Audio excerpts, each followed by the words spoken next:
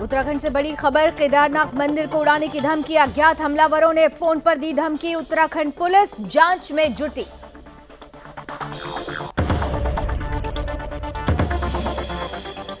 विधानसभा चुनाव को शांतिपूर्ण ढंग से कराने के लिए अल्मोड़ा पुलिस ने फ्लैग मार्च निकालकर जनता को सुरक्षित निर्वाचन का दिया संदेश। एसएसबी के जवानों ने जनता से आदर्श आचार संहिता का पालन करने की अपील की।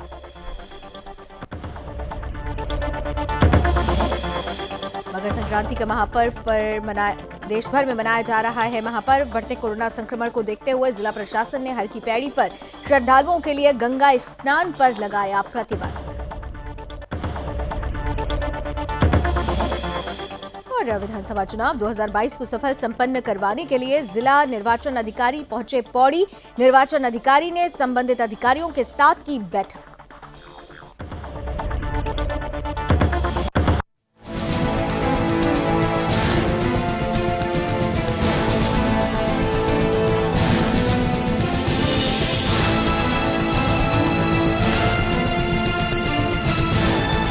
आप देख रहे हैं सुदर्शन न्यूज।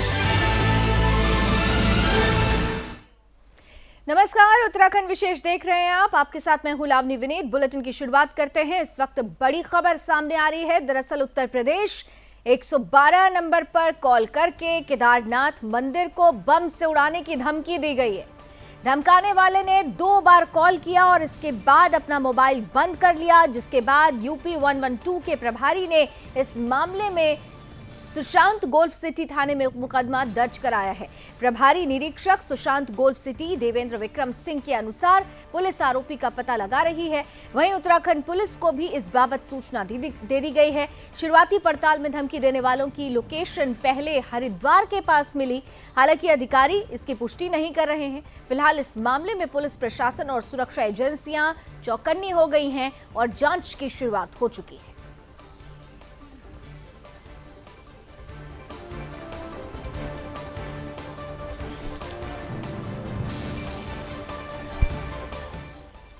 इधर विधानसभा चुनावों को लेकर पुलिस प्रशासन ने तैयारी तेज कर दी है। इसी कड़ी में आगामी 2022 विधानसभा चुनावों को शांतिपूर्ण ढंग से संपन्न कराने के लिए अल्मोड़ा पुलिस ने बाजार में फ्लैग मार्च निकालकर जनता को सुरक्षित निर्वाचन का संदेश दिया। एसएसबी के जवानों के साथ निकाले गए इस फ्लैग मार्च में पुलिस ने जनता से आदर्श आचार संहिता का पालन कराने की अपील की। वहीं एसएसपी डॉक्टर मंजूनाथ टीसी ने लोगों से चुनाव के दौरान शांति भंग नहीं करने और आचार संहिता का पालन करने की अपील की। एसएसपी ने कहा कि जनपद में एसएसबी पीएसी की बटालियन को तैनात किया गया है, जो जिले भर में निगरानी रखेंगे।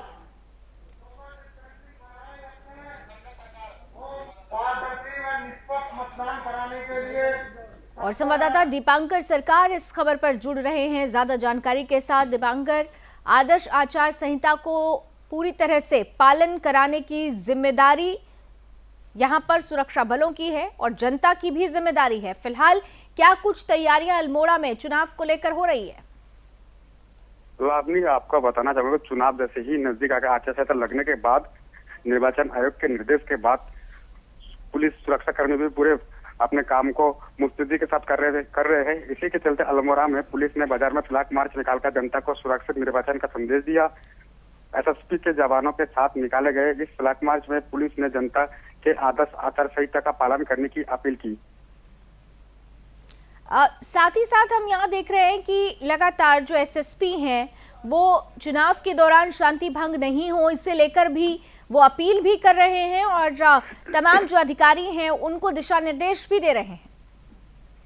लावनी, आपको बता दूं कि पूरी जो लॉ एंड ऑर्डर का जिम्मेदारी है वो एसएसपी के ऊपर है। इसीलिए जो है एसएसपी अपने पूरे टीम के साथ मुस्तैदी में लगे हुए हैं ताकि कोई भी किसी भी तरह से वोटों को जो है मतदाताओं को जो है लुभाने की कोशिश ना कर सके। इसी के चलते जो है एसएसपी अपना कार्य पूर्ण रूप से निभाने के लिए फ्लैग मार्च जगह जगह निकाल रहे हैं। अल्मोड़ा क्षेत्र में 2-3 विधानसभा में निकालते हुए देखा गया है और सभी से अपील कर रहा है कि कोई भय या किसी भी प्रबोधन में ना पड़े। आप अपना जो मतदान है पूरे शांतिपूर्ण तरीके से करें। दीपांकर, कितनी बटालियन लगाई गई है? खासतौर से अगर एसएसबी पीएसी की बात करें तो कितनी बटालियनों को तैनात किया गया है? बटालियन की बात करो तो कई सारे बटालियन की बनाया गया है। उसके साथ ही इन लोगों ने जगह जगह पर अपना जो है टीम भी बना के जो है अन्य अधिकारी को जिम्मेदारी भी सौंप दी गई है, जिससे कि किसी भी तरह का कोई भी दिक्कत ना हो और शांतिपूर्ण तरीके से मतदान हो सके। अब दीपांकर, पहले देखा गया था अल्मोड़ा की अगर बात की जाए, पहाड़ी इलाका है और बीते इलेक्शंस में देखा गया था कि यहाँ पर परिस्थिति थोड़ी सी विकट हो गई थी। इस बार उन परिस्थितियों पर पूरी तरह से पार पाने के लिए जो उस वक्त चुनौतियाँ खड़ी हो गई थी, कुछ लॉ एंड ऑर्डर में भी डिस्टर्बेंस हुआ था, इसे लेकर क्या जनता से भी पहले से ही अपील की जा रही है और जनप्रतिनिधि इसे लेकर कितने जिम्मेदार नजर आ रहे हैं? चुनाव आयोग के आदेश के बाद एसएसपी द्वारा यहाँ के आम सामाजिक लोगों के साथ बैठक भी किया गया है, जिससे कि शांतिपूर्ण तरीके से चुनाव हो सके। उसके साथ ही अपने अधिकारियों को पूरे तैयारी में है और पूरे मुस्तैद है हर जगह क्षेत्र में, ताकि किसी भी तरह का प्रॉब्लम ना हो, क्योंकि कोरोना को देखते हुए भी कई सारी प्रॉब्लम आने की आशंका है, जिसके चलते एसएसपी पूरी तरह से तैयार है और संबंधित अधिकारी भी अपनी तैयारी जोरों पर कर रहे हैं। चलिए, बहुत बहुत धन्यवाद दीपांकर इस पूरी जानकारी के लिए।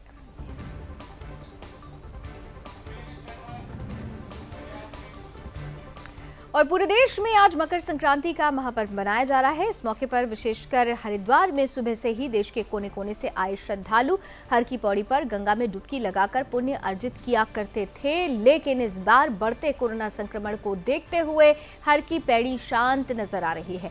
जिला प्रशासन द्वारा हर की पैड़ी पर श्रद्धालुओं के लिए गंगा स्नान इस बार प्रतिबंधित है, जिसके तहत विश्व प्रसिद्ध हर की पैड़ी को आज पूरी तरह से श्रद्धालुओं के लिए पुलिस ने सील कर दिया है। आपको याद होगा कि इसके बारे में पहले ही जानकारी जिलाधिकारी द्वारा दे दी गई थी कि 14 तारीख से 16 तारीख तक हर की पैड़ी पर स्नान को बैन किया गया है, बढ़ते हुए कोरोना केसेस को देखते हुए। अधिक जानकारी देते हुए सीओ सिटी शेखर सोयाल ने बताया कि बढ़ते कोरोना संक्रमण को देखते हुए विश्व प्रसिद्ध हर की पौड़ी को श्रद्धालुओं के लिए पूरी तरह से प्रतिबंधित कर दिया गया है और इसी के साथ ही बॉर्डर पर सघन चेकिंग अभियान चलाकर हरिद्वार आने वाले यात्रियों से भी आग्रह कर उन्हें वापस लौटाया जा रहा है। जो श्रद्धालु किसी कारण हरिद्वार पहुंच चुके हैं या पहुंच रहे हैं, उनको आसपास के घाटों पर स्नान के लिए व्यवस्था की गई है। जैसा कि पिछले 2-3 दिनों से ही ये बात लगातार आप लोगों के माध्यम से, सोशल मीडिया के माध्यम से प्रसारित की गई थी कि इस बार मकर संक्रांति का जो त्यौहार है उसको हम हर की पैड़ी में जैसे अमूमन मनाया करते हैं वो मनाने पे प्रतिबंध लगा था कोविड प्रोटोकॉल को देखते हुए। तो ये हमारे लिए एक चैलेंज था। तो पुलिस ने, आप देख रहे होंगे कि शहर के आउटर पार्ट में भी प्रॉपर बैरिकेड किया गया है और जो इंटर डिस्ट्रिक्ट इंटर स्टेट वाले बॉर्डर हैं वहाँ पर भी लोगों की प्रॉपर चेकिंग हो रही है और अंदर जो मेन हमारा कोर एरिया मेले क्षेत्र का है उसको हमने प्रॉपर प्रोटेक्ट किया है और आप देख रहे हैं कि उसको 100% इम्प्लीमेंट कराने में हम सफल हुए हैं और ड्यूटियाँ लगातार हमारी चल रही थी और अभी जो हमारा कोर एरिया है हर की पैड़ी मालवी द्वीप वाला, वो प्रॉपर जैसे according to the Covid protocol उसको वो प्रॉपर उस हिसाब।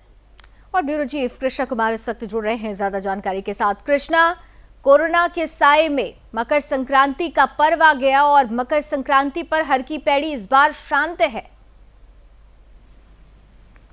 बिल्कुल लाजमी, देखिए 11 जनवरी को ही हरिद्वार प्रशासन ने एक अलर्ट जारी कर दिया था और उन्होंने चेतावनी जारी कर दी थी कि एक तरीके से हरिद्वार में आने वाला जो मकर संक्रांति का पावन पर्व है, इस अवसर पर हरिद्वार के हर की पैड़ी क्षेत्र में और आसपास के घाटों में स्नान जो है पूरा का पूरा प्रतिबंध कर दिया गया है, क्योंकि प्रदेश में कोरोना के आंकड़े जो है वो लगातार बढ़ते जा रहे हैं, जिसके लिए प्रशासन ने ये फैसला लिया था। लेकिन दूर दराज से हम कह सकते हैं मकर संक्रांति के पावन पर्व पर देश के हर एक कोने से श्रद्धालु जो है वो हरिद्वार में गंगा में आस्था की डुबकी लगाने आते हैं। जिन श्रद्धालुओं को नहीं पता था वो हरिद्वार भी आज पहुंचे, काफी ज्यादा संख्या में। एक तरफ प्रशासन देखिए बॉर्डर से ही वापस भेज पाता है, लेकिन जब श्रद्धालुओं का इतना बड़ा जमावड़ा जब इकट्ठा हुआ बॉर्डर पर तो प्रशासन ने इस तरीके से रोकने में असफल नहीं हुआ। आखिरकार प्रशासन को उन्हें हरिद्वार के लिए भेजना ही पड़ा, क्योंकि काफी ज्यादा संख्या में श्रद्धालु अपनी आस लेके आए थे गंगा में आस्था की डुबकी लगाने के। तो प्रशासन ने फिर एक तरीके से पहले उन्होंने कहीं आपत्ति जताई और प्रशासन ने भी साफ साफ मना कर दिया था पहले, मगर हिंदुओं की आस्थाओं का सम्मान करके प्रशासन ने फिर बाद में थोड़ी बहुत छूट जो है वो हिंदू श्रद्धालुओं को दिए। तो कृष्णा, हर की पैड़ी पर ही ये श्रद्धालु स्नान कर रहे हैं या फिर दूसरी जगह दूसरे घाट पर व्यवस्था की जा रही है इन श्रद्धालुओं की, या फिर डाइवर्ट किया जा रहा है, ग्रुप्स में बांटा जा रहा है भक्तों को, जैसा कि आप बता रहे हैं कि भीड़ आ रही है वहां पर, इस स्थिति को देखते हुए?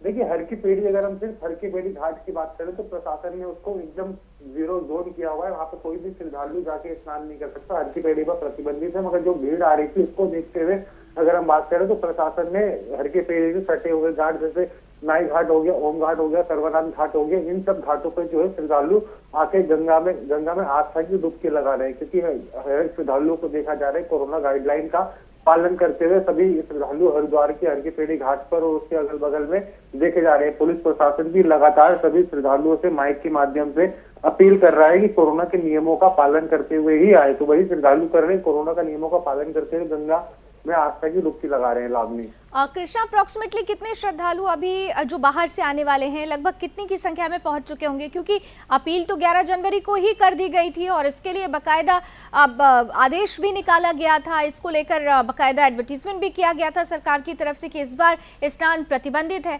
फिर भी लोग पहुंचे। अप्रोक्सीमेटली कितने भक्त पहुंचे होंगे अभी?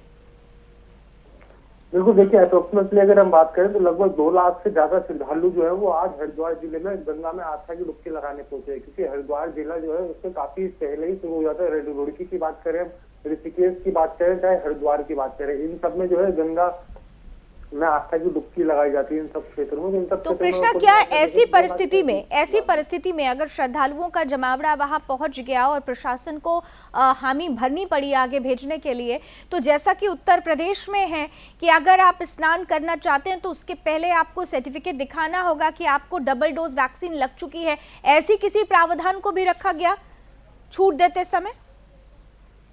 बिल्कुल, देखिए उत्तराखंड में जो अन्य प्रदेशों से कोई भी श्रद्धालु या पर्यटक उत्तराखंड आ रहा है तो उसके लिए पहले गाइडलाइन जो है वो सरकार ने जारी करी है। 72 घंटे की अपनी आरटीपीसीआर कोरोना की रिपोर्ट उनको लेके आनी पड़ेगी। अगर वो नेगेटिव होगी तभी आपको उत्तराखंड में एंट्री दी जाएगी। लेकिन जो है हर एक श्रद्धालु, देखिए चाहे हम पर्यटकों की बात करें, चाहे हम हरिद्वार में आने वाले श्रद्धालुओं की बात करें, ये सब जो है नियमों का पालन करते हुए उत्तराखंड पहुंच रहे हैं। क्योंकि बॉर्डर पे ही, हरिद्वार के बॉर्डर नाहरगंज की बात करें, उत्तर प्रदेश से लगता हुआ बॉर्डर है, तो वहां पर भी 24 घंटे चेकिंग जो है स्वास्थ्य विभाग के द्वारा जारी है। और यही हाल देहरादून में, उधम सिंह नगर में, उत्तराखंड के कोने कोने में जो बॉर्डर है वहां पर स्थित है, वहां पर सब स्वास्थ्य विभाग की पूरी निगरानी है। प्रत्येक व्यक्ति पर जो दूसरे प्रदेशों से उत्तराखंड में आ रहे हैं उन सब की जो टेस्टिंग है वो करवाई जा रही है। क्योंकि जिनके दोनों डोज वैक्सीन की लग चुकी है उनको भी परमिशन दी जा रही है। उसके अलावा जिस व्यक्ति के पास कोरोना आरटीपीसीआर नेगेटिव रिपोर्ट नहीं है उसका मौके पर ही एंटीजन टेस्ट किया जा रहा है। लावनी, अगर संत समाज की बात करें तो संत समाज भी पूरी तरह से इस बार जागरूक है और उन्होंने श्रद्धालुओं को और भक्तों को ये अपील की है।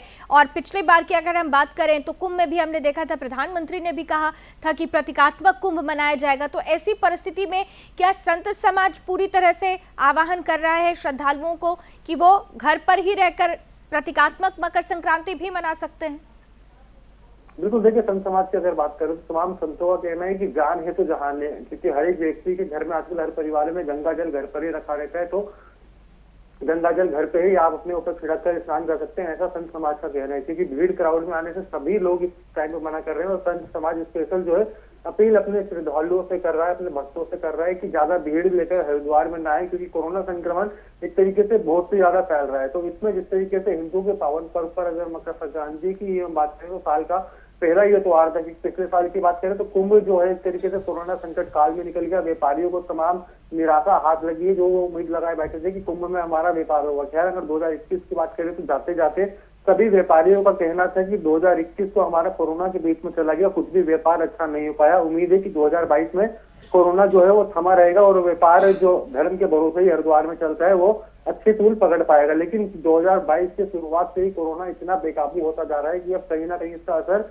व्यापार पे भी देखा जा रहा है। लावनी, एक आखिरी सवाल कृष्णा, क्योंकि आज 14 तारीख है, मकर संक्रांति का पुण्य स्नान हो रहा है, लेकिन इस बार अगर पुण्य काल की बात की जाए तो 15 को भी स्नान काल है।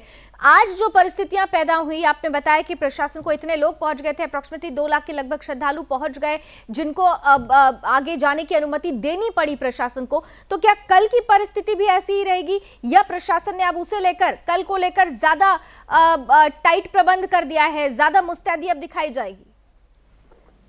देखिए लावनी, प्रशासन ने सिर्फ 14 दिसंबर के लिए जो है वो नोटिफिकेशन जारी किया था कि 14 जनवरी को स्नान प्रतिबंध रहेगा। लेकिन 15 जनवरी की कोई अभी तक प्रशासन ने जानकारी नहीं दी है और ना ही कोई ऐसी उम्मीद जताई जा रही है कि 15 जनवरी को यहाँ पर कोई भीड़ इकट्ठी होगी। ठीक है, चलिए बहुत बहुत धन्यवाद कृष्णा हमारे साथ जुड़ने के लिए और इस संपूर्ण जानकारी को हम तक साझा करने के लिए।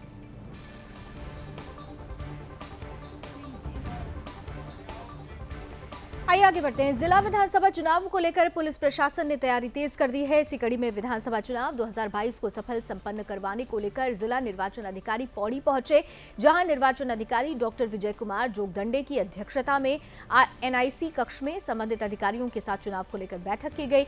जिलाधिकारी ने कहा कि जनपद के सभी बूथों में 4 कार्मिकों की तैनाती की जाएगी। साथ ही उन्होंने कहा कि इसके लिए कार्मिकों का डाटा भी तैयार किया जाएगा। इस दौरान जिलाधिकारी ने नोडल अधिकारियों को निर्देशित किया कि विधानसभा चुनाव के लिए गंभीरता से कार्य करें। उन्होंने कहा कि संबंधित डाटा के आधार पर कार्मिकों को नियुक्ति आदेश जारी किया जाएगा।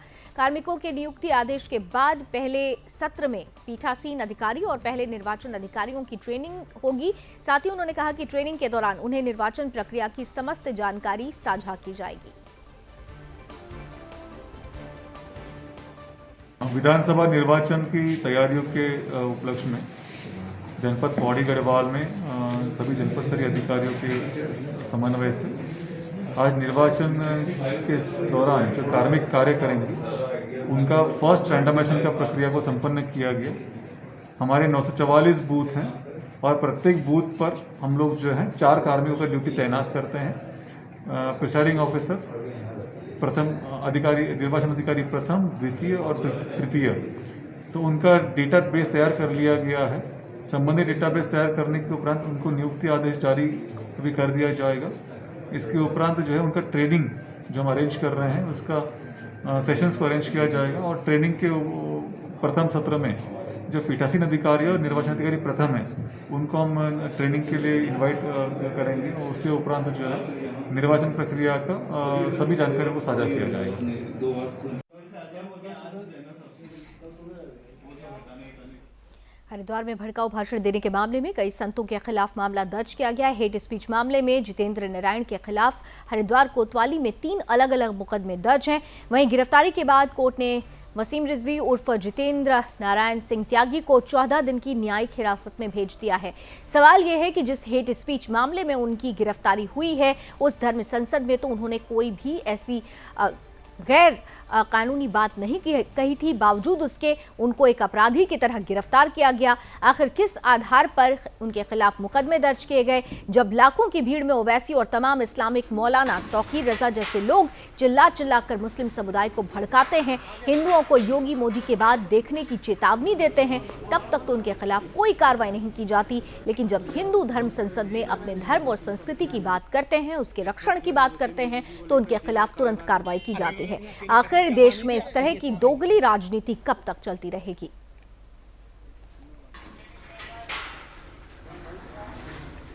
उत्तरकाशी के गंगा और यमुना घाटी की ऊंचाई वाली चोटियों में भारी बर्फबारी हो रही है। बर्फबारी होने से पहाड़ी क्षेत्रों में तापमान में गिरावट आई है, जिससे पहाड़ी क्षेत्रों में ठंड बढ़ गई है। लोगों को ठंड से बचने के लिए अलाव का सहारा लेना पड़ रहा है। वहीं सैलानियों का जमावड़ा लगना शुरू हो गया है। बड़कोट के पास राडी टॉप में बर्फ की सफेद चादर को देखने दूर दूर से सैलानी पहुंच रहे हैं और लोक नृत्य करते हुए बर्फबारी में लुत्फ भी उठा रहे हैं।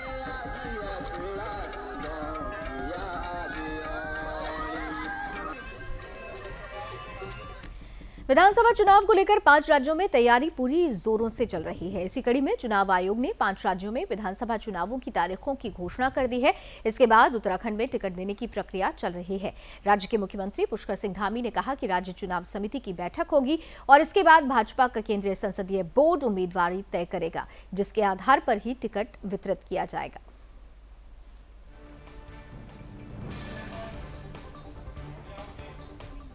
टिहरी जनपद की पुलिस ने चुनाव को लेकर सुरक्षा समेत तमाम तैयारियां पूरी कर ली हैं। जिले और थाने क्षेत्रों में चेकिंग को लेकर सुरक्षा से जुड़े सभी व्यवस्थाओं के लिए बीएसएफ की 2 कंपनी भी जिले में पहुंच चुकी है, जिनमें से एक कंपनी की तैनाती मुनी की रेती क्षेत्र, जबकि दूसरी कंपनी को जनपद के अन्य इलाकों में ड्यूटी पर लगा दिया गया है।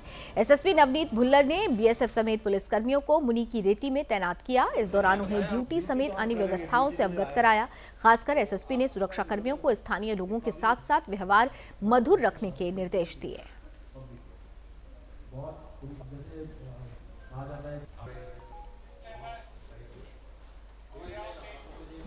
इधर हरिद्वार रोड स्थित रेलवे क्रॉसिंग के पास गीतानगर में एक विवादित भूमि पर फिर से लाठी डंडों के बल पर कब्जा करने की कोशिश का मामला सामने आया है।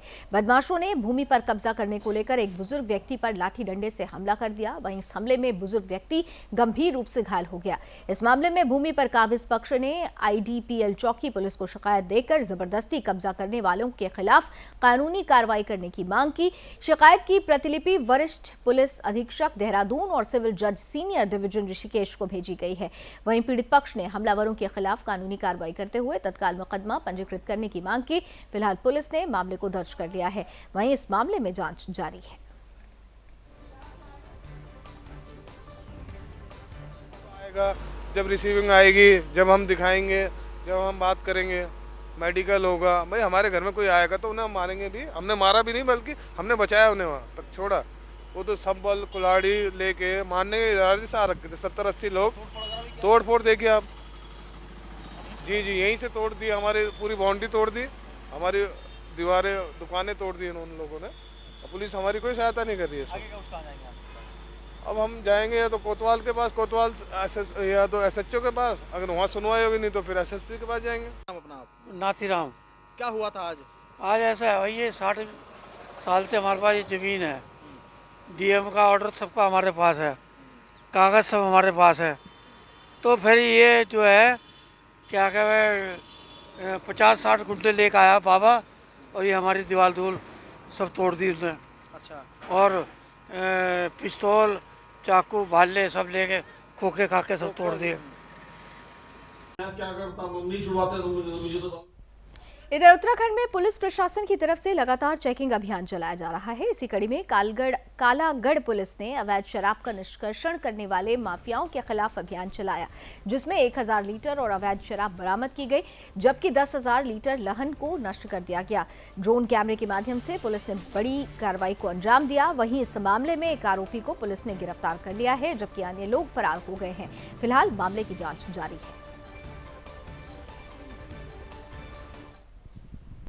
आज बढ़ापुर क्षेत्र अफजलगढ़ क्षेत्र में अवैध मदिरा के निर्माण निष्कर्षण में संयुक्त रूप से कार्रवाई की गई। इसमें उत्तराखंड की पुलिस, जनपद बिजनौर की पुलिस थी, SPRA के नेतृत्व में CO SDM Nagina, CO Afzalgarh एवं स्थानीय पुलिस बल के द्वारा ड्रोन कैमरे के साथ में रेड किया गया, जिसमें मधुपुरी जंगल से रंगे हाथ रामगंगा नदी के किनारे बनाते हुए जगतार नाम का एक अभियुक्त पकड़ा गया, गिरफ्तार हुआ। 2 अन्य उसी परिवारीजन फरार हो गए। लगभग 10,000 लीटर लहन को नष्ट किया गया मौके पर। 1000 लीटर देसी शराब बरामद की गई है। पूरे क्षेत्र की कामिंग की जा रही है कि अन्य कौन से अपराधी हैं एवं कहां पर निष्कर्षण किया जा रहा है।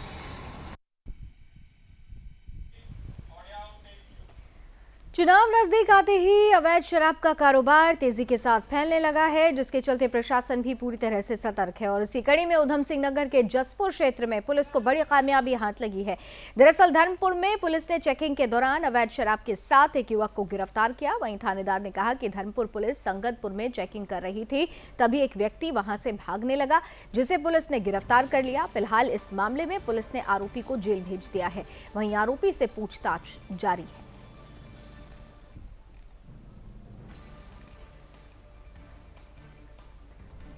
चेकिंग पे थे तो अंगदपुर तिराहे पे इनको एक बाइक को देख कर भागने लगी और उन्होंने बाइक फोर्सफुली से रोका।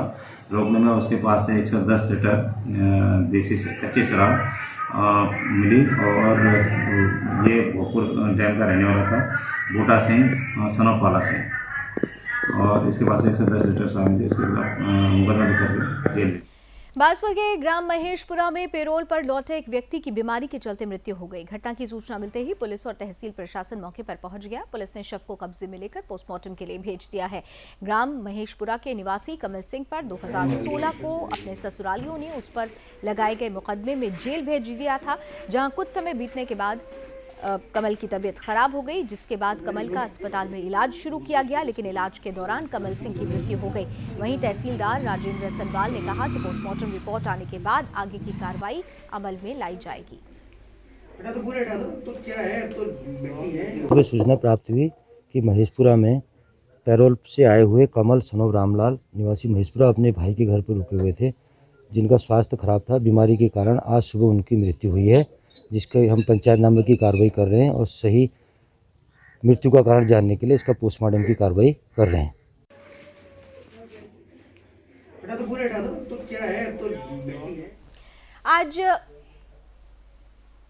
आज मकर संक्रांति का महापर्व है। उत्तराखंड के कुमायूं की काशी बागनाथ की नगरी बागेश्वर में मकर संक्रांति मनाई गई, लेकिन इस बार कोरोना को लेकर उत्तरायणी का मेला आयोजित नहीं हुआ है। उत्तरायण के मेले में हजारों लाखों की संख्या में श्रद्धालुओं का पहुंचना होता था। धार्मिक आयोजनों पर किसी तरह की हर तरीके की रोक लगी हुई है। कोविड दिशा निर्देशों के अनुसार धार्मिक आयोजन इस बार नहीं हो रहे हैं, लेकिन कोविड के गाइडलाइन का पालन करना जरूरी है। इसे ध्यान में रखते हुए तमाम संत समाज भी तमाम श्रद्धालुओं को से अपील कर रहा है कि कोरोना की गाइडलाइन के तहत ही हर तरीके के आयोजन घर पर ही किए जाएं।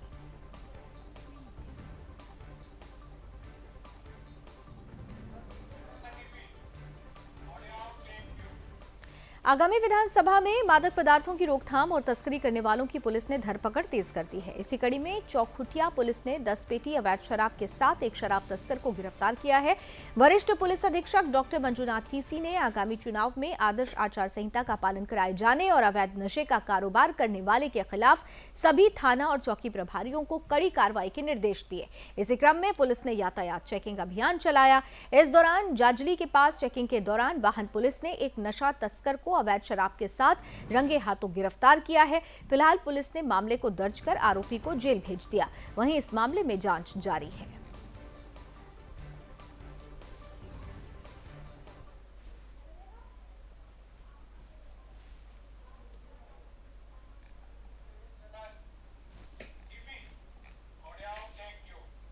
बात अल्मोड़ा की, जहां विकासखंड सल्ट में मकर संक्रांति का पर्व ग्रामीणों ने धूमधाम से मनाया। मकर संक्रांति उत्तरायण पर्व को घुघुतिया त्योहार के रूप में भी जाना जाता है। सल्ट विकासखंड समेत ग्रामीण अंचलों में घर घर में घुघते बनते हैं। इसके अलावा स्थानीय परंपरा के अनुसार घरों में अन्य पकवान भी बनाए जाते हैं। माघ मास के पहले दिन मकर संक्रांति को ही घुघुतिया मनाते हैं। वहीं बच्चों में इस पर्व को लेकर खासा उत्साह बना हुआ है।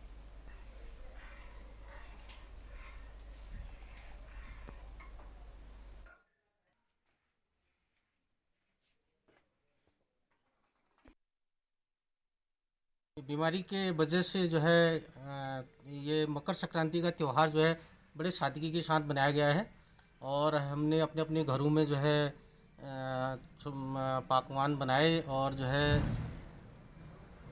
पूर्ण सादे तौर पर बनाया है। इधर उधर कहीं गए नहीं, ना कोई इधर उधर त्यौहार में कहीं मंदिरों में गए, ना कहीं इधर उधर गए और पूर्ण सादगी के साथ बनाया गया है इस त्यौहार को। और हमारा ये पौराणिक त्यौहार है। और चलिए इसी के साथ उत्तराखंड विशेष में अभी बस इतना ही, लेकिन देश और दुनिया की तमाम खबरों के लिए आप जुड़े रहिए सुदर्शन न्यूज के साथ। जय हिंद।